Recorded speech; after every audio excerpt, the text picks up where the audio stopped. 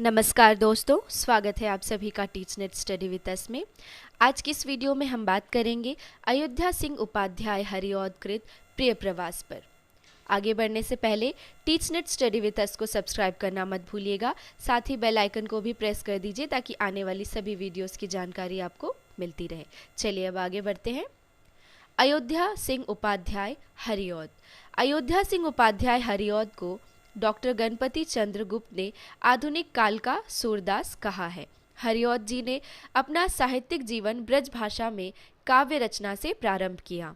इनकी प्रारंभिक कविताओं पर भक्ति और रीति के संस्कार ही प्रबल थे। आगे चलकर हरिऔध जी ने खड़ी बोली को अपनाया। अयोध्या सिंह उपाध्याय हरिऔध को कवि सम्राट भी कहा जाता है। ये आधुनिक खड़ी बोली हिंदी के प्रथम महाकवि है।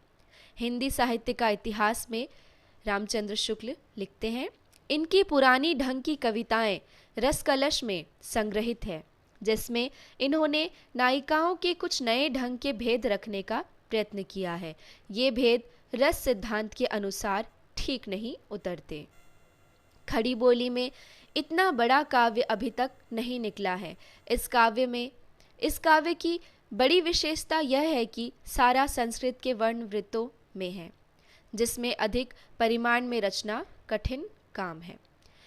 इसकी कथा वस्तु का महाकाव्य क्या अच्छे प्रबंध काव्य के लिए अपर्याप्त है, अतः प्रबंध काव्य के सब अवयव इसमें कहाँ आ सकते हैं, ये रामचंद्र शुक्ल के कथन है। इसलिए रामचंद्र शुक्ल ने प्रिय प्रवास को महाकाव्य नहीं माना। अयोध्या सिंह उपाध्याय हरिऔध की प्रमुख रचनाएं हैं कृष्ण शतक, रसिक रहस्य, प्रेमांबु वारिधि, प्रेम प्रपंच, प्रेमांबु प्रशवरन, काव्य उपवन, पद्य प्रसून, बोलचाल, रस कलश, चुपते चौपदे, चौखे चौपते, फूल पत्ते, कल्पलता, ग्राम गीत, हरिऔध सत्सई, मर्म स्पर्श, प्रबंध काव्य, प्रिय प्रवास 17 सर्गों में है 1914, पारिजात 15 सर्ग, वैदेही वनवास 18 सर्ग। चुपते चौपते और चौखे चौपते मुहावरेदार भाषा में लिखी गई है।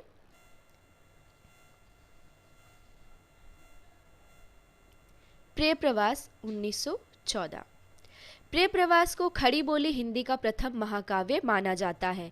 प्रिय प्रवास का सर्वप्रथम नाम ब्रजांगना विलाप था। यह संपूर्ण काव्य संस्कृत के वर्ण वृत्तों पर आधारित है। इसमें कुल 17 सर्ग हैं। हरिऔध ने प्रिय प्रवास में राधा और कृष्ण को सामान्य नायक नायिका के स्तर से ऊपर उठाकर विश्व सेवी तथा विश्व प्रेमी के रूप में चित्रित किया। प्रिय प्रवास का मूल भाव रति नहीं है, प्रेम है। प्रिय प्रवास राधा कृष्ण प्रेम की परंपरा को अनूठे ढंग से प्रस्तुत करने वाला एक प्रसिद्ध महाकाव्य है। कंस के निमंत्रण पर कृष्ण अक्रूर के साथ मथुरा चले जाते हैं और फिर लौटकर नहीं आते। उनके इस प्रवास का वर्णन ही प्रिय प्रवास का विषय है। इसकी कथा वस्तु भागवत पुराण पर आधारित है। इसमें श्रृंगार और करुण रस की प्रधानता है।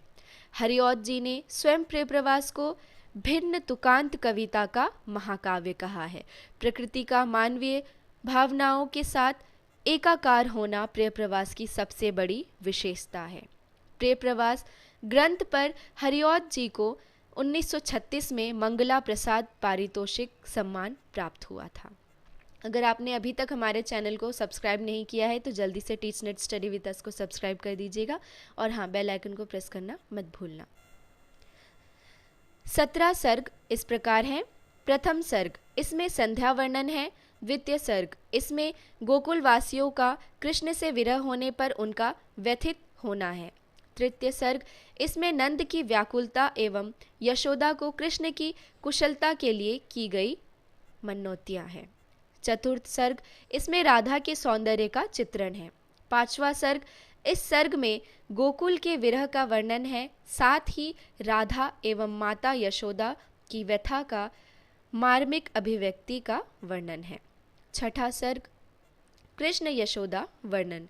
सातवां सर्ग, नंद के मथुरा से लौटने पर माता यशोदा के पुत्र विषयक प्रश्नों पर मार्मिक वर्णन। आठवां सर्ग, इस सर्ग में इस सर्ग में गोकुल वासियों के कृष्ण के साथ बिताए पलों का वर्णन है। नवा सर्ग कृष्ण का गोकुल की यादों में खोए होना दिखाया गया है।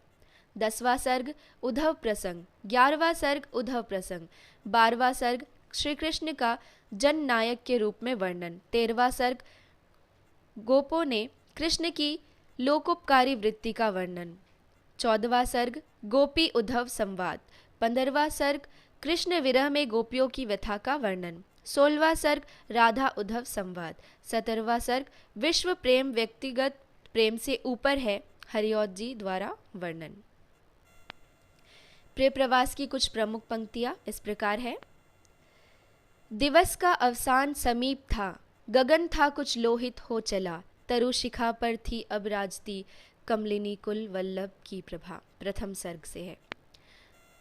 समय था सुनसान निषिद्ध का, अटल भूतल में तम राज्य था, प्रलय काल समान प्रसुप्त हो, प्रकृति निश्चल नीरव शांत थी। तृतीय सर्ग। जो रूठेगा नृपति ब्रज का, वास छोड़ दूंगी, ऊंचे ऊंचे भवन तज के जंगलों में बसूंगी, खाऊंगी फूल फल दल को, व्यंजनों को तजूंगी, मैं आँखों से अलग ना तुझे, लाल मेरे करूंगी। पंचम सर्ग से। जाते जाते अगर पथ में क्लांत कोई दिखावे, तो जाके सन्निकट उसकी क्लांतियों को मिटाना, धीरे धीरे परस करके गात उत्ताप खोना, सद्गुणों से श्रमित जन को हर्षितों सा बनाना। षष्ठ सर्ग। प्रिय पति वह मेरा प्राण प्यारा कहाँ है, दुख जलधि निमग्ना का सहारा कहाँ है, अब तक जिसको मैं देख के जी सकी हूँ, वह हृदय हमारा नेत्र तारा कहाँ है। सप्तम सर्ग। धीरे धीरे दिन गत हुआ, पद्मिनी नाथ डूबे, आई दोषा फिर गत हुई, दूसरा वार आया, क्यों पले पीर कर किसी को तू, है बहुत पालसी बूरी तेरी, हम रहे चाहते पटाना ही, पेट तुझसे पटी नहीं मेरी। चार डग हमने भरे तो क्या किया, है पड़ा मैदान कोसों का अभी।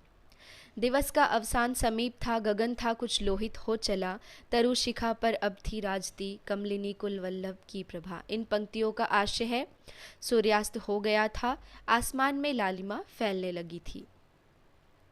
आचार्य रामचंद्र शुक्ल का प्रिय प्रवास की निम्नलिखित में से किस विशेषता का उल्लेख नहीं किया गया है।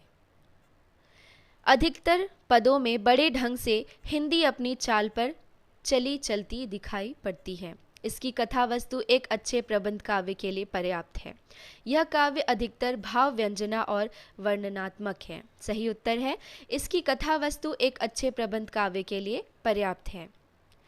खड़ी बोली का प्रथम महाकाव्य है साकेत, प्रिय प्रवास, कामायनी, लोकायतन। सही विकल्प है प्रिय प्रवास। टीचनेट स्टडी विद अस से जुड़ने के लिए धन्यवाद। अब मिलते हैं अगली वीडियो के साथ।